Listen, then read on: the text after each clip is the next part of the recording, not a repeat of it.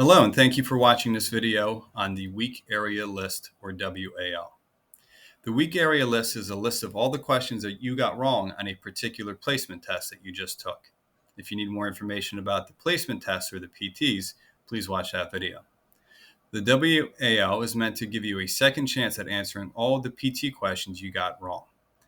This, along with the IMS questions, which again has a separate video, will allow you to learn from your mistakes and help you as you take the next PT. They are integral in our system. So what I'm going to do now is show you how you can access the WAL and how to answer the questions. So again, as you go to log in, you'll see a pop-up come up. Remember, we always want to work with the pop-up, and you'll see your dashboard. What we're going to do is we're going to go to the WAL, the Weak Area List here.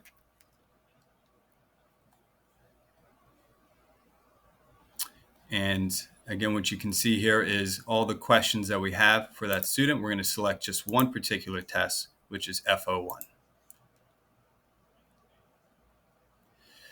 So a few things I want to point out here. Number one, if you've watched the IMS videos, you understand that every question on our tests have been categorized into over 100 different categories. For example, the general tone and attitude questions in general, or the synthesis and history questions, etc. And for each one of these, you can see how many times it was given on that particular test. So for test FO1, each one of these questions were given twice. This category of question was given 4 times.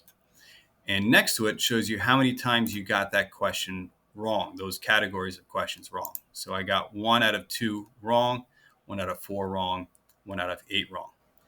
And next to that, you see what we call the outbreak percentage. And the outbreak percentage is simply a number that you can pay attention to that will indicate how weak you are in that area. And the higher the percentage, the weaker you are. Again, because I got 1 out of the 2 wrong, I'm getting that question wrong 50% of the time. Versus down here, I'm getting 1 out of every 8 questions wrong, which means I'm not as weak in that. Again, it doesn't mean that we skip that question. It just means that I should probably focus on the numbers that are as higher a little bit in a little bit more detail. A couple other things here. Number one, you'll see that a lot of these questions are not available to me. That's because there's 2 requirements that you must meet before you can answer one of these questions. Number one, you must get a 200 or higher in that particular section. So that goes for reading, writing, math would be a 400 combined. All right. The second thing is I need to have answered the IMS questions for that particular category.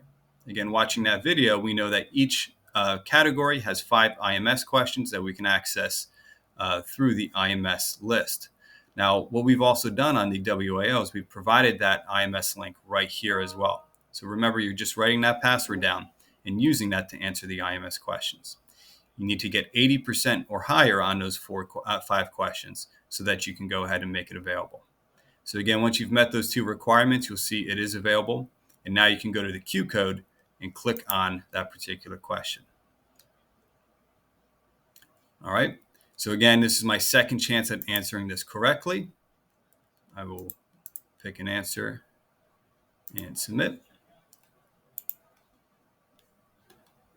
It says it was successful. And if I go back to now my WAL, I can see, I got it wrong again. I have a WVQ here, which will allow me to view that question and the answer explanation with it. Again, we'd like to see you get the answer right the second time, obviously. But again, the point of the WAL is to practice the questions that you're getting wrong. Again, with the IMS list, we are able to view the weak area lists as well. And remember, there's writing and math questions that you need to answer. All right. Obviously, this will change depending on the number of questions you got wrong per test. But ultimately, we want to make sure that we are able to answer these questions. All right. Again, clicking on that WVQ for that particular question will not only show me the right answer, but also an answer explanation.